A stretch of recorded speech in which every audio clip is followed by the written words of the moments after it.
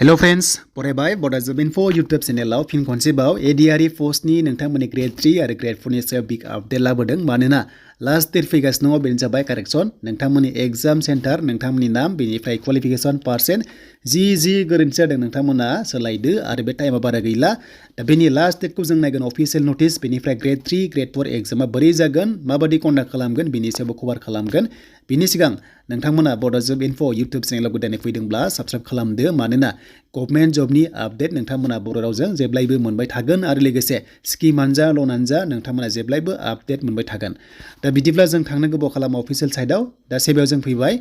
आरो बेयाव फैनाय लोगो लोगो ग्रेड 3 आनो जा ग्रेड 4 आनो जा नोंथांमोना जायखिजाया लिंकआव क्लिक खालामबा जे नोंथाङा जेराव गोसो दङ सेलेक्ट खालामनो हागोन बेनो जाबाय ग्रेड 3 एबा ग्रेड 4 आवहाय दा नोंथांमोना कारेक्सन खालामबा क्लिक हियाराव थुदो बे जाबाय ग्रेड 3 नि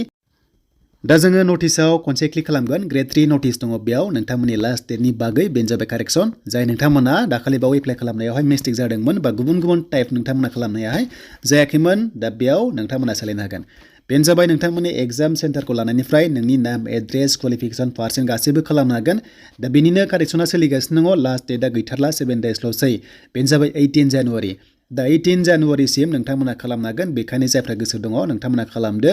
बेनिफ्राय ADRE आव माबादि थायो होनोबा बेनो जाबाय माल्टिपल डिपार्टमेन्ट्स दङ गुबुन डिपार्टमेन्ट्स हाबना दङ पुलिसल' गैया आरो बे गुबुन डिपार्टमेन्ट्सआव नोंथांमोना साख्रि मोनहैगोन नोंथांमोननि काट अफ वाइसआवहाय फाइनाल काट अफ फैयोबा नोंथांमोना गुबुन अफिसाव गावगाबागाव ग्रेडआव नोंथांमोना साख्रि मोनहैगोन बेनो जाबाय ग्रेड 3 आनो जा बा ग्रेड 4 आनो जा बेनिफ्राय जायफ्रा गोदान स्टुडेन्ट्स देग्लायसो एग्जाम लिरगोन ADRE आव माबादि सिलेक्सन खालामो बेखौहाय मिथिनाया जोबोर इम्परटेन्स आरो जायफ्रा एग्जाम होखांबाय नोंथांमोनाथ' मिथिखागौ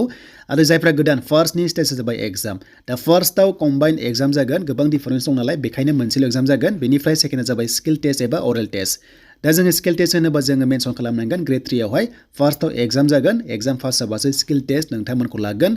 आरो जायफ्रा नोंथांमोना ग्रेड 4 आव एग्जाम होगोन एग्जाम पास जानाय लोगो लोगो नोंथांमोनखौ लागोन बेनो जाबाय अरेल टेस्ट दा ग्रेड 4 आवहाय नोंथांमोना स्किल टेस्ट गैया खालि अरेल टेस्ट लागोन एबा भाइभा टेस्ट लागोन बेयाव पास जाबानो नोंथांमोननि साख्रि दा गोरलै बाथ्रायाव फार्स्टआव एग्जाम बेनिफ्राय स्किल टेस्ट लानानै नोंथांमोना